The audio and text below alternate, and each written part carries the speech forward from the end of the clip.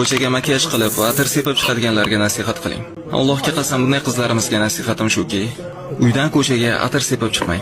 Payg'ambarimiz sollallohu alayhi vasallam bundaylarni la'natlaganlar va bu ishni harom qilganlar.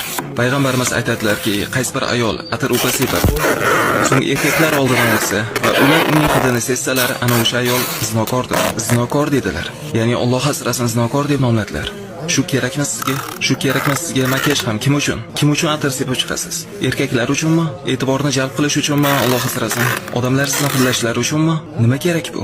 Inson Alloh taolodan qo'rqishi kerak. Bu juda ham xatarli masala. Bunda hech qanday yaxshilik yo'q. Uydan atir upa sepib chiqishda hech yaxshilik yo'q. Bu joiz emas. Harom ish. Hatto agar ahlimning oldiga ketyapman desa ham, bu ham joiz emas. Ya'ni ko'chaga makiyaj qilib va atir sepib chiqadiganlarga nasihat qiling. Allohga qasam, bunday qizlarimizga nasihatim shuki, uydan ko'chaga atir sepib chiqmang. Payg'ambarimiz sollallohu alayhi vasallam bundaylarni la'natlaganlar va bu ishni harom qilganlar. Payg'ambarimiz aytadilarki, qaysi bir ayol atir upa sepib, so'ng erkaklar oldidan o'tsa va ular uning hidini sezsalar, ana o'sha ayol zinokordir.